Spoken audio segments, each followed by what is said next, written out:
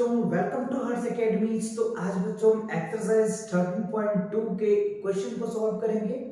इससे पहले अगर आपने 13.1 के लेक्चर फर्स्ट और सेकंड नहीं देखा है तो आप जरूर देखो, जिससे कि वहां पे आपको क्लियर समझ आ जाएगा कि डायरेक्ट प्रोपोर्शंस क्या होता है, इनवर्स प्रोपोर्शनलिटी क्या होता है। राइट, आपने देख रखा है तो बहुत अच्छी बात है। आज हम एक्सरसाइज 13.2 के क्वेश्चन को सॉल्व करेंगे। क्लियर? चलिए तो आते हैं और देखते हैं कि क्या है हमारा। सबसे पहला क्वेश्चन आपके सामने ये है। क्या क्या है बच्चों? Which of the followings are in inverse proportions. अब ये आपको कुछ क्वेश्चन दिए हुए हैं और आपसे पूछ रहा है कि ये इनवर्स प्रोपोर्शंस में है या नहीं, ये आपको बताना है। तो आपको पता होगा, अगर आपने फर्स्ट लेक्चर अटेंड किए हैं तो वहां पे हमने एकदम क्लियर बताया था कि डीपी में कब होता है। एक चीज क्या होता है बच्चों, डीपी मतलब क्या होगा, डायरेक्ट प्रोपोर्शंस। और कहीं पे अगर मैं आईपी लिखूं तो इसका मतलब समझ जाना क्या है, इनवर्स प्रोपोर्शनलिटीज, इनवर्स प्रोपोर्शन। क्लियर? तो देखो डीपी में क्या हमने पढ़ा था कि x बाय y यानी इसका जो रेशियो होता है ना वो सेम होता है। अगर रेशियो सेम होगा तो क्या होगा, यानी रेशियो सेम होता है किसमें, डायरेक्ट प्रोपोर्शन। इसमें x भी इंक्रीज करता है और y भी इंक्रीज करता है। अच्छा सर मैंने कुछ उल्टा लिख दिया, कुछ ऐसे हो जाएगा, x इंक्रीज करेगा तो y भी इंक्रीज करेगा और x डिक्रीज करेगा तो y भी डिक्रीज करेगा। तो इसको हम लोग क्या बोलते थे, डायरेक्ट प्रोपोर्शन का ट्रिक्स था, जिससे आप आइडेंटिटी कर पाओ कि कौन सा, और क्वेश्चन में भी वही क्या है। राइट? अगर इनवर्स प्रोपोर्शन में क्या होता है कि अगर x बढ़ रहा है तो y का क्या होना चाहिए, डिक्रीज करना चाहिए, या y बढ़ रहा है तो x डिक्रीज करना चाहिए। ये दो कंडीशन होती है और इसके जो प्रोडक्ट्स होते हैं ना वो सेम होते हैं, है ना। इनके जो प्रोडक्ट होते हैं वो क्या होते हैं बच्चों, वो सेम होता है। ठीक है, कई चीजें आ गई वो सेम होते हैं, बात समझ में आ रहा है। अभी हम करके भी दिखाएंगे आपको। तो ये कुछ ब्रीफ था जो हमने आपको बता दिए। चलिए अब देखते हैं इनके क्वेश्चंस। पहला क्वेश्चन क्या कह रहा है आपके सामने, क्या है बच्चों क्वेश्चन, ध्यान दो। तो सबसे पहला क्वेश्चन कह रहा है the number of workers on a job and the times to complete the job. तो ये क्वेश्चन मैं चाहूं तो डायरेक्ट भी आपको आंसर बता दूं कि ये है, बट कैसे अप्रोच कैसे लगाओगे वो देखो। तो सबसे पहले देखो कह रहा है नंबर ऑफ वर्कर्स। तो मान के चलो, अगर मान लेते हैं क्वेश्चन की तरफ से ये एक वॉल है, ठीक है, ये एक वॉल है, तो इस वॉल को मान लेते हैं पर्सन, पर्सन ले लेते हैं। तो इस वॉल को और यहां दे देते हैं टाइम। ठीक है, तो देखो वैसे कह भी रहे वर्कर, तो अगर मान लो इस वॉल को बनाने के लिए 20 वर्कर लगता है एक दिन में, ठीक है, तो अगर हम 10 वर्कर करते हैं तो कितना हो जाएगा, 2 दिन लग जाएगा। 2 डेज, यहाँ पे डेज कर दो, क्या कर दो, डेज कर दो। ये एग्जांपल है नहीं, मैं आपको एग्जांपल लेकर के समझा। क्लियर? ओके, ये ले लिया हमने, ठीक है। अब देखो यहाँ पे कि जैसे जैसे पर्सन क्या हो रहा है, पर्सन अगर डिक्रीज कर रहा है तो टाइम क्या हो रहा है, इंक्रीज कर रहा है। पर्सन घट रहा है तो टाइम इंक्रीज कर रहा है। और इसी कंडीशन को तो हम लोग क्या बोलते हैं, आईपी बोलते हैं। क्या बोलते हैं, आईपी बोलते हैं, इनवर्स प्रोपोर्शनलिटी। तो ये क्या होगा, इनवर्स प्रोपोर्शनलिटी होगा। यही कह रहा है हमको, इनवर्स आईपी, इनवर्स प्रोपोर्शन कह रहा है। तो फर्स्ट क्वेश्चन इनवर्स प्रोपोर्शंस होगा, यस। ओके, चलिए अब दूसरा क्वेश्चन देख लेते हैं। इसको रफ कर दूं क्या, चलो रफ कर देता हूं मैं, जिससे कि आपको और अच्छे से समझा भी पाऊं। स्पेस भी मिल जाएगा, वैसे स्पेस तो इस साइड है भी, फिर भी देख लो। चलो जी, अब हम इनवर्स सेकंड क्वेश्चन को देखते हैं। कह रहे हैं the time taken for a journey and distance travel of a uniform speed. यानी हम क्या कर रहे हैं, डिस्टेंस ट्रेवल कर रहे हैं। मान लो अगर हम ले लेते हैं कार, ये हो गया कार, ठीक है, और अगर डिस्टेंस की बात कर ले, ये लेते हैं डिस्टेंस। मान लो कि कोई कार है, ठीक है, 1 घंटे में 1 आवर्स में मान लो 20 किलोमीटर चलता है। 1 घंटे में 20 किलोमीटर चलता है, तो ऑब्वियसली बच्चों दो घंटे में कितना हो जाएगा, 40 किलोमीटर होगा। तो हमने क्या देखा, समय भी बढ़ रहा है, डिस्टेंस भी बढ़ रहा है, मतलब क्या हुआ, टाइम भी इंक्रीज कर रहा है और डिस्टेंस भी इंक्रीज कर रहा है। तो अगर ऐसा कंडीशन होता इसको हम लोग क्या बोलते हैं, डीपी बोलते हैं। क्या बोलते हैं, डीपी बोलते हैं। डायरेक्ट प्रोपोर्शंस होगा, क्योंकि टाइम बढ़ रहा है तो डिस्टेंस भी बढ़ रहा है, ये डीपी होगा। मतलब ये जो क्वेश्चन होगा बच्चों ये आईपी में नहीं होगा। फर्स्ट क्या होगा, आईपी में नहीं होगा, इनवर्स प्रोपोर्शंस में नहीं होगा। क्लियर? इसीलिए मैं आपको क्वेश्चंस लेकर के समझाता हूं और आपको समझ भी आ रहा होगा, राइट? चलो अब देखते हैं इसके तीसरा, थर्ड में क्या है, देखो, area of cultivated land and the crop of harvesters. मान लो कि अगर हम तीसरी क्वेश्चन है ना, थर्ड में मान लो कि 1 एकड़ एरिया लेते हैं। 1 एकड़ एरिया में मान लो कि 1 टन आपको क्या करता है, फसल्स मिलता है, ठीक है। अगर 2 एकड़ ले लो, 2 एकड़ एरिया लोगे तो कितना होगा, ऑब्वियसली 1 एकड़ में अगर 1 टन फसल मिलता है तो 2 एकड़ में कितना टन मिलेगा, ऑब्वियसली 2 टन ही मिलेगा हमको। 2 टन क्या होगा, फसल मिलेगा।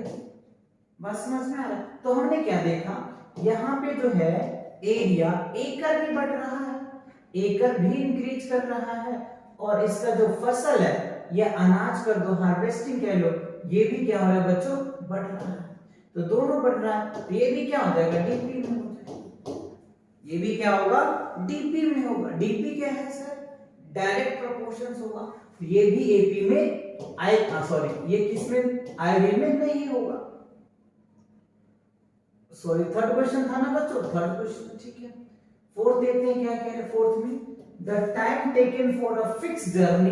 अब देखो यहाँ पे एक वर्ड फिक्स आया, तो ये तो पक्का होगा, फिक्स आ गया ना, एक चीज फिक्स है तो एक चीज घटेगा या बढ़ेगा, पक्का। तो ये हो सकता है, लेट्स सी, देख लेते हैं। इसमें कह रहा है फोर्थ में, the time taken for a fix journey. मान लो ये स्पीड, फोर्थ क्वेश्चन यहाँ ले लेते हैं, ये इसकी जर्नी है या पाथ है या वे है, जो भी कह लीजिए। तो अगर ये 100 किलोमीटर प्रति घंटा की स्पीड से चलता है, यानी 1 घंटा में, ठीक है, और अगर ये 50 किलोमीटर पर हावर्स ले लो तो कितना हो जाएगा, टाइम कितना हो जाएगा, 2 किलोमीटर 2 हावर्स हो जाएगा। देखो जैसे जैसे डिस्टेंस घट रहा है टाइम बढ़ रहा है, ऑब्वियसली, यानी डिस्टेंस क्या हो रहा है, डिक्रीज कर रहा है, तो टाइम क्या हो रहा है, इंक्रीज कर रहा है। तो देखो अगर ये कंडीशन होता है, इसी को बोलते थे ना आईपी, इसी को बोलते थे ना आईपी। बस x बढ़ रहा हो तो y घट रहा हो, या y बढ़ रहा हो तो x घट रहा हो, ऐसा कंडीशन आता है तो उस कंडीशन को हम बोलते हैं क्या, इनवर्स प्रोपोर्शंस। क्या बोलते हैं, इनवर्स प्रोपोर्शन। क्लियर? चलिए अब फोर्थ पार्ट को भी हो गया क्लियर। फोर्थ पार्ट क्या होगा बच्चों, फोर्थ क्या होगा, ये इनवर्स प्रोपोर्शंस होंगे। फिफ्थ पार्ट को देखते हैं, the population of a country and area of land पर पर्सन। अब यहां पे देखो एक चीज क्या है, population of a country and area of the person. तो मान के चलो कि 100 स्क्वायर किलोमीटर के लिए एक कंट्रीज है, उस कंट्रीज का 100 स्क्वायर किलोमीटर एरिया है। चलो थोड़ा मैं रफ कर लेता हूं जिससे कि आप अच्छे से समझ पाओ। इसको रफ कर दूं ना, चलो रफ कर लेते हैं। ये चीज तो आपने कर लिया होगा नोट, या नहीं किया तो वीडियो को पॉज कर लो और आप नोट कर लो, या वीडियो को आप पीछे स्किप करके भी कर सकते हो। चलिए क्वेश्चन को समझते हैं। तो देखो अगर मान लेते हैं 100 स्क्वायर मीटर्स के लिए और उस कंट्री में 10 लोग रह रहे हैं, तो सबको एरिया कितना कितना मिलेगा, 10 स्क्वायर मीटर होगा ना, क्या होगा, 10 स्क्वायर किलोमीटर तो मिलेगा। और अगर मान लो एरिया तो फिक्स है 100 किलोमीटर है, पर इसके लिए अगर 20 लोग हो जाता है उस कंट्री में तो कितना हो जाएगा, 5 हो जाएगा। तो हमने क्या देखा, एरिया तो फिक्स है, जगह तो फिक्स है ना, लोग बढ़ रहे थे क्या होगा, जमीन घटता चला जाएगा, है ना। तो क्या होगा, ये एरिया क्या हो रहा है, एरिया तो फिक्स है, तो एरिया वैसे निकल के आ जाएगा तो लोग क्या होगा, घटता चला जाएगा। इट मींस क्या होगा, अगर लोग बढ़ जाएगा, ठीक है, तो एरिया क्या होगा, घट जाएगा। लो अगर यहाँ पे पर्सन ले लो, पर्सन अगर इंक्रीज करेगा तो एरिया क्या होगा, डिक्रीज कर जाएगा। और अगर ये कंडीशन होता है तो इसी को तो हम लोग क्या बोल देंगे, एटी बोल देंगे, बस खत्म। तो यही आपको क्या करना था बच्चों, आंसर देना था। और क्वेश्चन में यही कह रहा है और यही आपसे पूछ भी रहा था कि which of the followings are IP, कौन से इनवर्स प्रोपोर्शंस में है, और ये चीजें आपको समझ में आया भी होगा, राइट। चलो मैं आपको एकदम रिफ्रेश करके डायरेक्ट आंसर भी बता देता हूं जिससे कि आप कंफ्यूज नहीं होंगे, राइट। चलिए तो देखते हैं। देखो पहला जो फर्स्ट क्वेश्चन है ये क्या है, हमारा आईपी में है, इनवर्स प्रोपोर्शन में होगा। दूसरी इनवर्स प्रोपोर्शन में नहीं है बच्चों, ये डीपी में है। तीसरा क्या है हमारा, तीसरा भी डीपी में आया, डायरेक्ट प्रोपोर्शन में। फोर्थ की बात कर ले तो ये भी आईपी में आया है। और फिफ्थ क्या है बच्चों, फिफ्थ क्या है हमारा, वो भी आईपी में आया है। मतलब ये दोनों आंसर्स क्या है आपका डीपी में। क्वेश्चन में क्या है ना, which of the followings are IP, तो क्लियर हुआ, यस। इसी को हम लोग आईपी बोलते हैं, इनवर्स प्रोपोर्शंस, आईपी है ना। चलो क्लियर। तो फर्स्ट क्वेश्चन एकदम से अच्छे से, एकदम से क्रिस्टल क्लियर हो गया, एग्जांपल के साथ अच्छे से समझ में आ गया। चलिए तो बढ़ते हैं अगले क्वेश्चन की तरफ। अगला क्वेश्चन देखो बच्चों क्या है, ये रहा आपके सामने। कह रहे in a television game show, एक टेलीविजन का गेम शो हुआ जिसमें क्या है, the prize money of 1 lakh, 1 lakh prize रखा गया, is to be divided equal amongst the winners. जो भी विनर्स होंगे उनको ये अमाउंट डिवाइड कर दिया जाएगा इक्वल पार्ट में, क्लियर। ओके आगे देखते हैं, the following tables and find whether the prize money. तो ये हमें कुछ टेबल दे रखा है। So money given to the individual winner is directly inverse proportions to the inverse। अब ये क्वेश्चन में क्या है रहा है, जो क्वेश्चंस है वो डायरेक्टली या अच्छा विनर्स डायरेक्टली और inversely proportional to the winner. तो ध्यान दो यहाँ पे जो प्राइस है ना बच्चों, प्राइस क्या है, 1 लाख फिक्स है। विनर तो बढ़ रहा है लेकिन प्राइस क्या हो रहा है, प्राइस तो 1 लाख ही है, वो डिवाइड होता जा रहा है। आप चाहो तो इनका रेशियो चेक कर लो, देख लो 1 और इसको मल्टीप्लाई करो, इसको मल्टीप्लाई करो, दोनों मल्टीप्लाई करोगे तो क्या होगा, सेम आ जाएगा। इसका मतलब ये जो क्वेश्चंस है वो किस में है, आईपी में, इनवर्स प्रोपोर्शंस में है।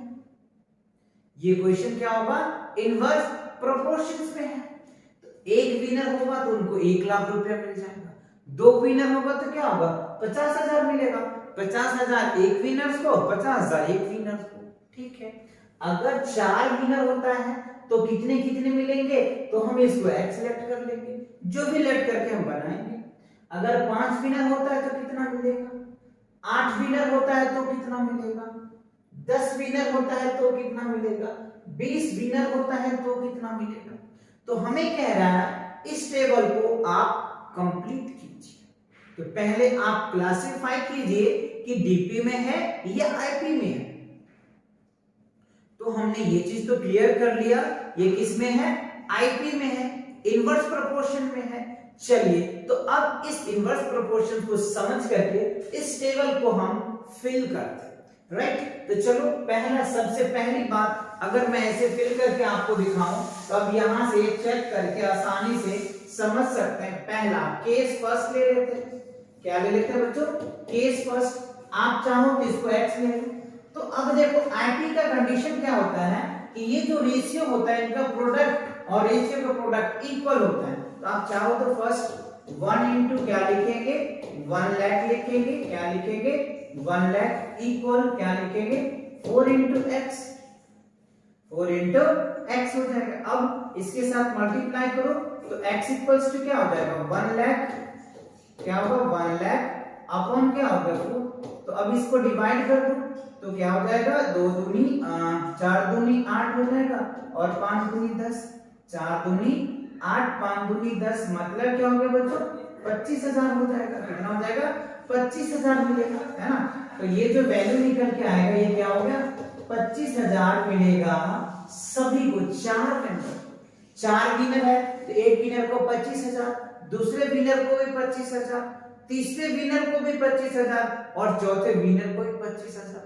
क्यों? क्योंकि टोटल रुपीज जो है वो 1 लाख ही तो है। यस। अब अगर मान लो इसका निकालते हैं तो अगर 5 विनर होता है तो कितना कितना मिलेगा। चलिए दूसरा केस करके दिखाते हैं आपको। यहां से केस सेकंड ले लेते हैं। ठीक है, रेशियो तो वही आएगा 1 इंटू क्या होगा 1 लाख। ठीक है, क्या हो गया 1 लाख हो जाएगा और क्या हो गया 5 इंटू वाई ले लो। तो डायरेक्टली अगर y से क्या करो 1 लाख हो जाएगा। ठीक है, 1 लाख और 5 से डिवाइड कर दो तो क्या हो जाएगा 20 पंचे 100 20,000 हो जाएगा बच्चों। क्या हो गया 20,000। बताओ ये कितना हो जाएगा। अगर 5 मेंबर होता है, अगर 5 विनर होता है तो हर एक विनर को 20,000 रुपया मिलेगा। हर एक विनर को 20,000 मिलेगा। यस। चलो तीसरी, अगर मान लो यहाँ पे हम जेड ले लेते हैं या जो भी नेम लेना है आप ले सकते हैं, कोई दिक्कत नहीं है। तो क्या होगा बच्चों वही बात है 1 इंटू क्या हो जाएगा 1 लाख। ठीक है, इक्वल क्या हो जाएगा 8 इंटू एक्स। ठीक है, अब यहाँ से सॉरी जेड है, हमने जेड लिया है तो जेड ले लेते हैं। तो यहाँ पे जेड कर दो कोई दिक्कत नहीं है।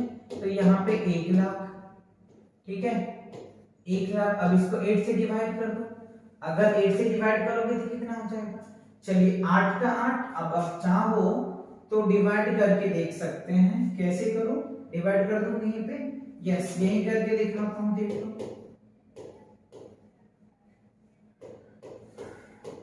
डिवाइड करो बच्चों तो क्या हो जाएगा 8 दूनी 10, 8 दूनी 10। ये क्या हो जाएगा 2 और ये हो जाएगा 0। ठीक है जी 0 आ गया। 8 दूनी 10 आ गया। सॉरी 1 लगेगा ना बच्चों, 1 के हम 1। ठीक है 1 आ जाएगा। ठीक, अब यहाँ पे आ गया तो 4 चौक 16, 4 चौक 16 ने 8 दूनी 16, 8 दूनी 16 हो जाएगा।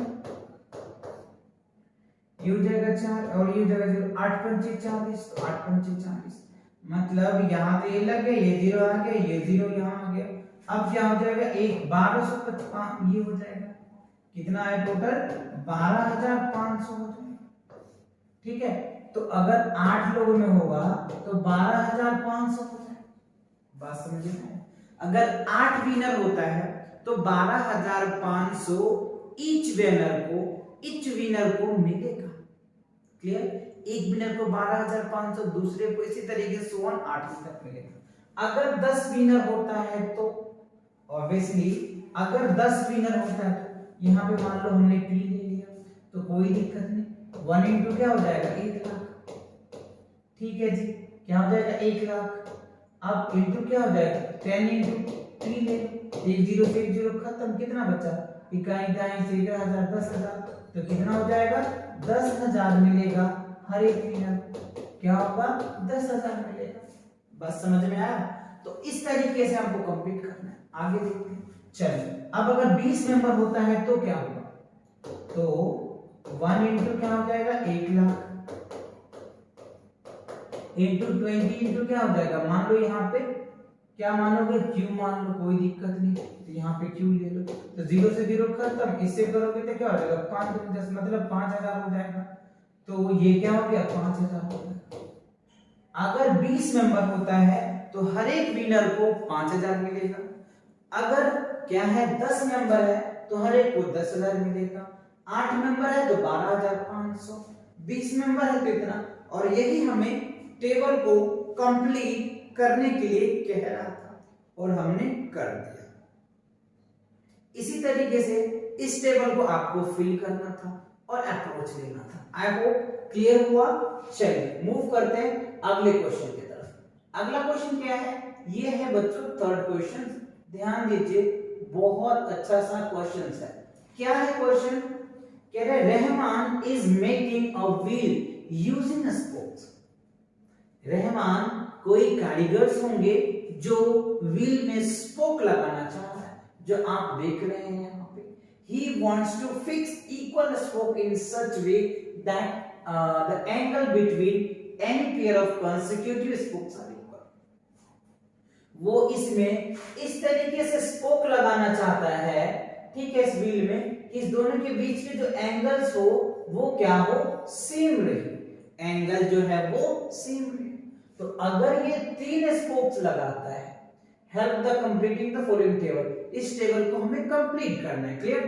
तो ये हमें स्पोक दे रखा है, तो ध्यान दो, ये अगर 3 स्पोक लगाते हैं तो कितना एंगल्स होगा, 4 स्पोक लगाते हैं तो कितना एंगल होगा, 5 स्पोक लगाएंगे तो कितना एंगल होगा, 6 स्पोक। तो यहाँ पे देखो नंबर ऑफ स्पोक्स दे रखा है और एंगल्स भी दे रखा है।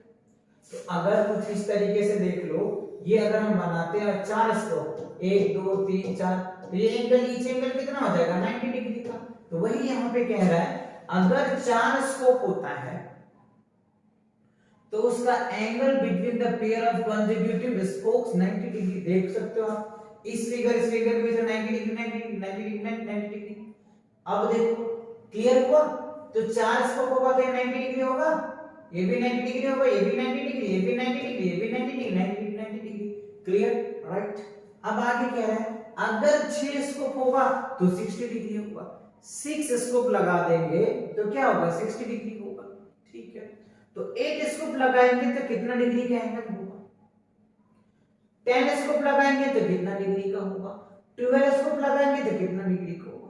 तो इसमें थोड़ा सा ऑब्जर्व करो, पहले ये चीज पता करना पड़ेगा ये डीपी में है या आईपी में है।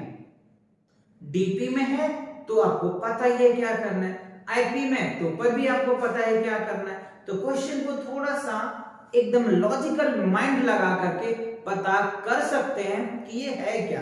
तो ध्यान दो, अगर एक समझने के पर्पस से मान ले कि नंबर ऑफ स्पोक को अगर हम x ले ले और इसको y ले, तो देखो x बढ़ रहा है कि नहीं, नंबर ऑफ स्पोक बढ़ रहा है तो एंगल क्या हो रहा है, डिक्रीज कर रहा है।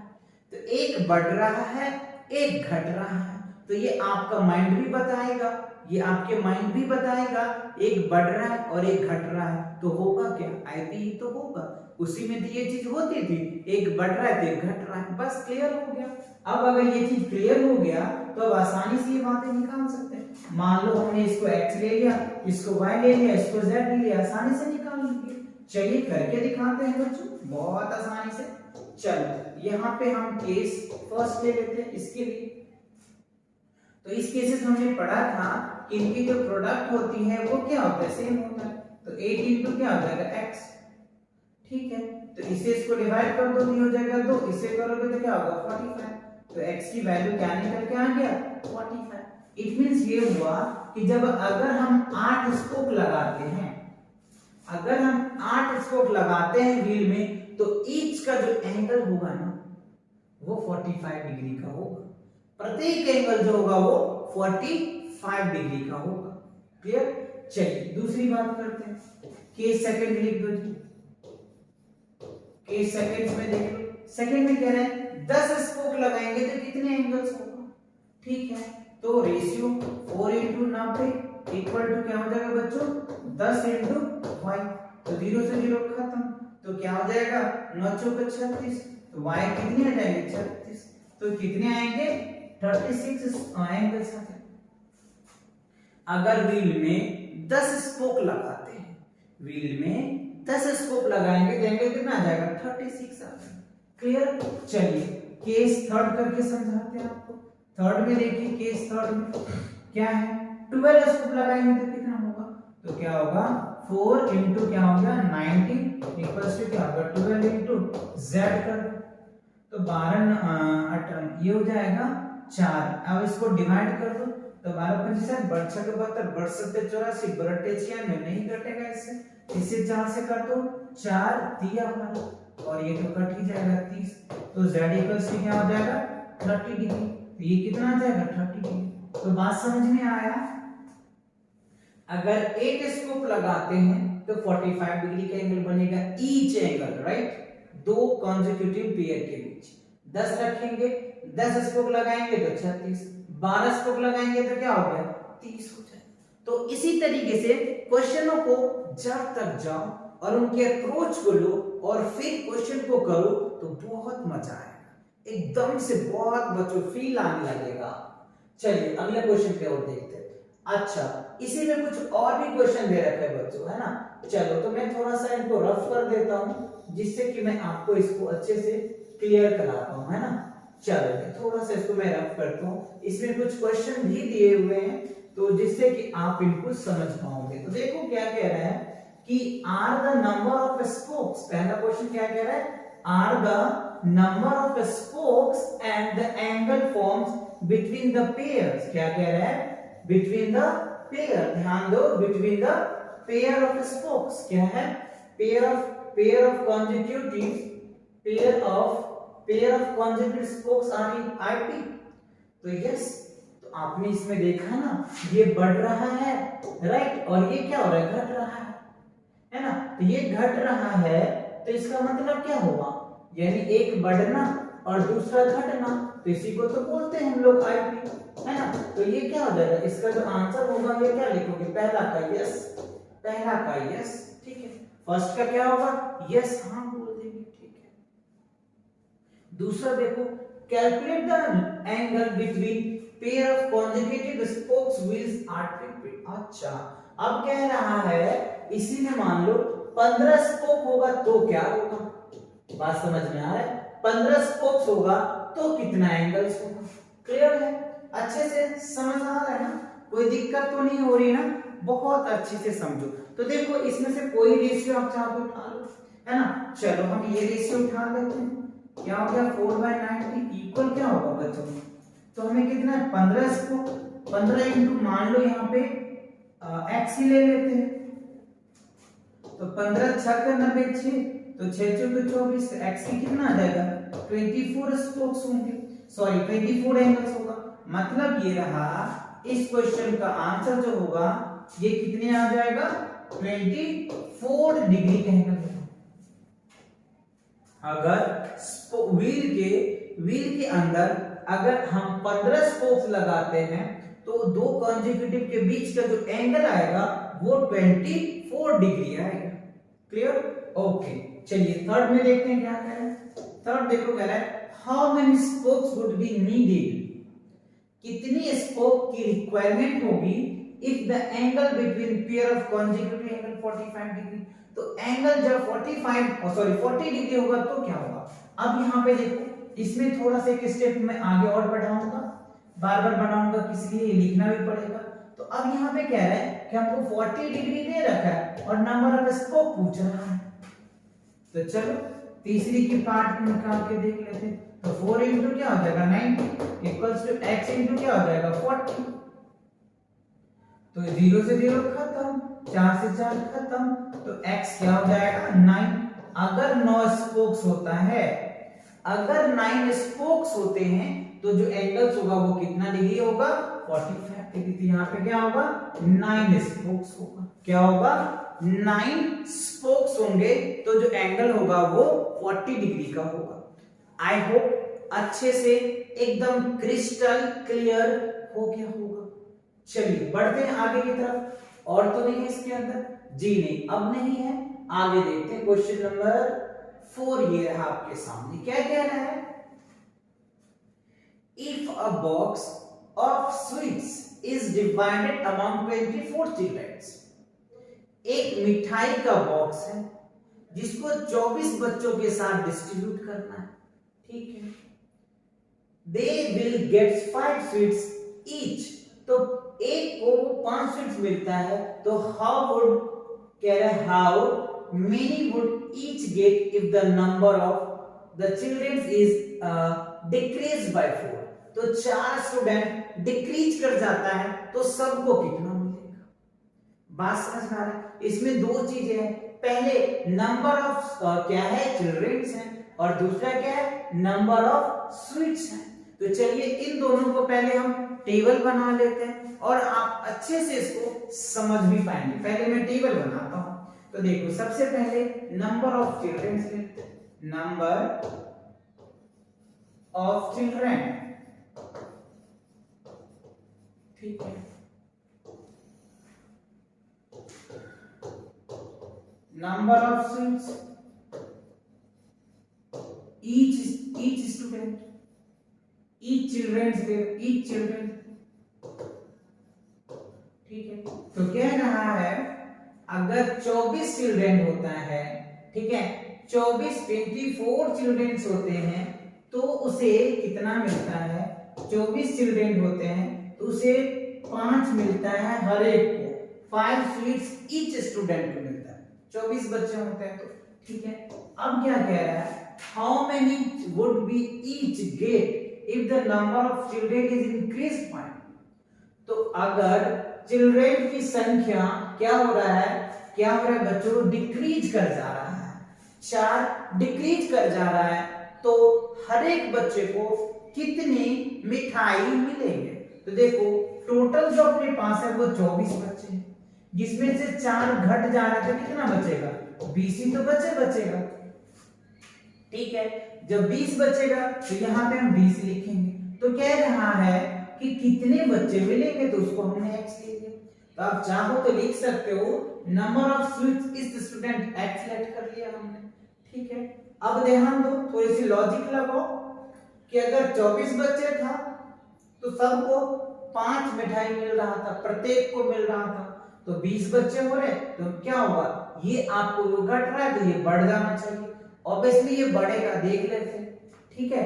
तो अगर ये, तो आप कह रहे हैं दिस ऑब्जर्वेशन या according to this questions are in, आप ये भी लिख सकते हो, एक लाइन लिखना चाहो तो number of childrens and number of sweets are in IP का मतलब समझ में आता है, इनवर्स प्रोपोर्शंस, नहीं तो ये आपको आईक्यू से भी लगाना है।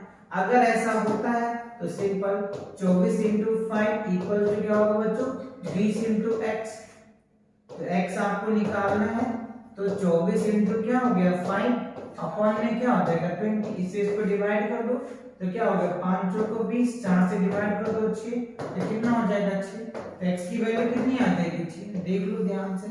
अगर बच्चे 20 हो रहे हैं तो हर एक बच्चे को 6 स्वीट्स मिलेंगे, हर एक बच्चे को 6 स्वीट्स मिलेगा, तो ऑब्वियसली बच्चा डिक्रीज कर रहा है तो क्या होगा, स्वीट्स इंक्रीज कर रहा है, तो एक अगर डिक्रीज किया और एक अगर इंक्रीज किया, इसी को तो आईपी बोलते हैं। तो क्या मेरा मानना गलत था, सही था ना बच्चों, यस, आप भी मुझे साथ दे रहे हो, तो ये भी क्या होगा, सही था, क्लियर। चलिए, तो ये क्वेश्चन आपका 4th भी क्लियर हुआ, आगे देखते हैं।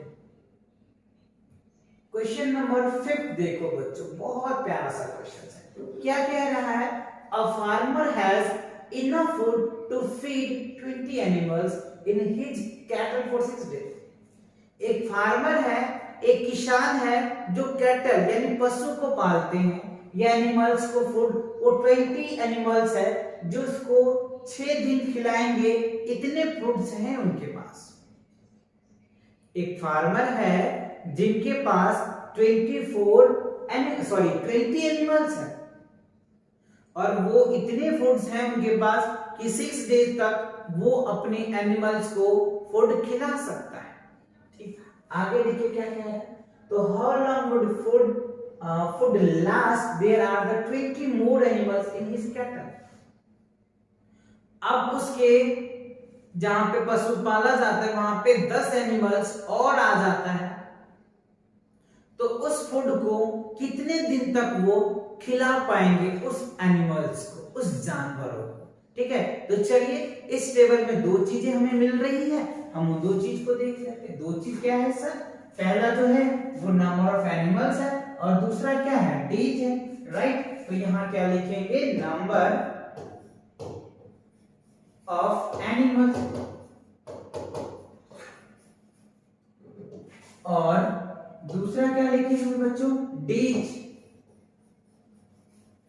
लिखेंगे। तो देखो अगर 20 एनिमल्स होते हैं तो 6 डेज ले जाता है, 6 डेज तक आते हैं, तो अब क्या कह रहा है, 10 एनिमल्स और आ जाता है, तो 20 उसके पास है और 10 और आ जाता है, तो कितना हो जाएगा बच्चों, 30 हो जाएगा।